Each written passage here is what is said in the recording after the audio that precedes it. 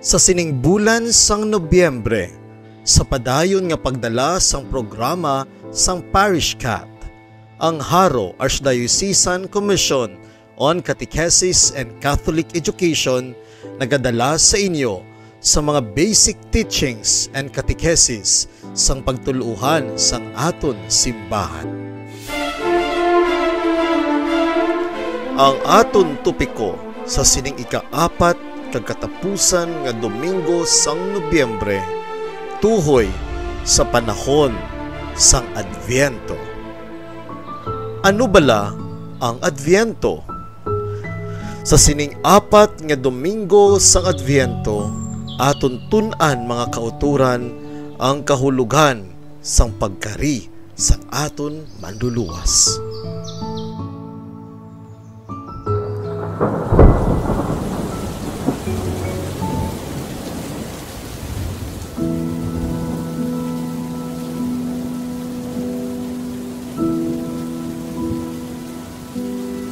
O come, Emmanuel, and ransom captive Israel. Paghulat, isa ka akto sang isa nga nagahulat. Nagapaabot nga sa isa ka adlaw siya magakari.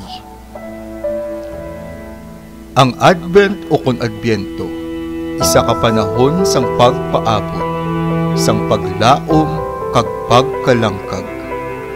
Mabasa sa sulat sang mga taga-Galasya, sa nagakaigo nga takna, igapadala sang Dios ang iya mismo kaugalingon nga anak.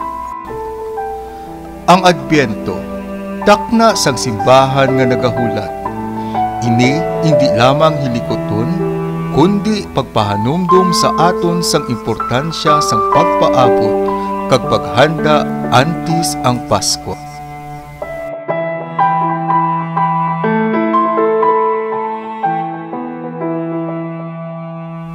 Kita nagahulat sang panahon sang Christmas. Kung ang pungsod Israel naghulat sang ginatos nga mga tinuig agud tumanon sang Dios ang iya saad. Sila naghulat sa pagkari sang anak sang isa ka ulay nga babayi sa linyada ni Abraham, Isaac, Jacob kag David, sa pagkapunag sang kapawa sa Bethlehem nga pagatawgon nga Emmanuel. Ang pulong nangintaho kag nagpuyo upod sa aton. Sa malawig nga panahon, ang pungsod sang Dios naghulat. Sang katumanan sang indi maisip nga mga saad sang Dios sa daan nga kasugtanan. Sang pagkari sa manluluwas nga amo ang mangikapawa sa tunga sang kadulom sang kalibutan. Di matupungan nga kapawa nga mas masanag sa kapawa sa mga bituon sang mga mangin-alamon. Si Jesus amo ang malawid nga ginapaabot sa paglaom sa madulong kag makasalanan nga kalibutan. Ang matuod nga kapawa nga nagadala sang kasanag sa tanan nga magakari sa kalibutan. Ini ang pamaagi sa paghulat naton nga mga Kristiyano. Ang pagsindi sang 4 nga kandila sang Adbyento nga ginasindihan sa tagsa ka Domingo sang 4 nga semana sang panahon. Ang una nga kandila nga color violet sa una nga Domingo sa Adbyento, amo ang tema sang paglaom. Paglaom sa tunga sang pag-antos kag kabudlay ilabi na gid sa sining panahon sang pandemya. Ang ebanghelyo sa sining Domingo nagahangkat sa aton nga magmata kang maghanda kag padayon sa paglaom.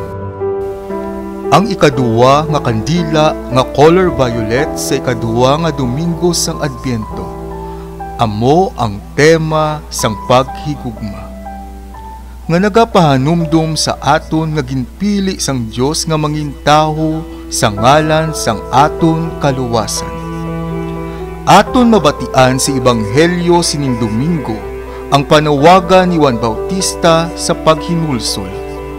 Pahanumdum sa aton nga ang Dios gugma, kag nagahandom nga kita makapakig-ambit sa iya dalisay nga paghigugma.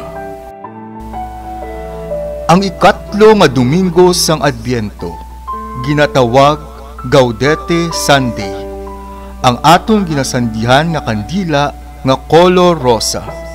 Sa tema sang kalipay, kita nagakalipay sa nagahilapit kapag kari sang manluluwas. Apang kita ginapahanumdum nga sa paglapit sang takna, kinahanglan man mangin madali ang aton paghinulsol gikan sa sala. Kag sa ikaapat nga Domingo sang Adbyento, kita nagasindi sang katapusan nga kandila nga amo ang color violet. Aton mabatian si Ebanghelyo ang pagbantala sang anghel sang pagkabunag ni Jesus. Isa ka matahom nga regalo, hindi lamang kay Maria kundi para sa bug-os nga kalibutan. Gani, ang tema sining Domingo amo ang paghidait.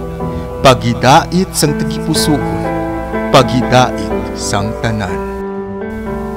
Aton nahibalan nga ang aton pagpaabot kag paglaom wala nagauntat sa panahon sang Christmas, bangod kay siya magakari liwat sa katapusan nga panahon, ang iya second coming ukon second advent.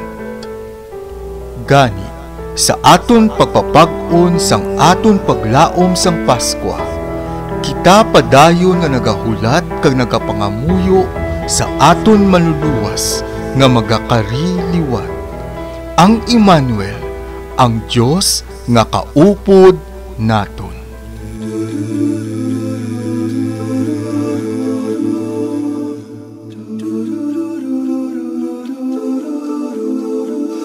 Shall come to thee, O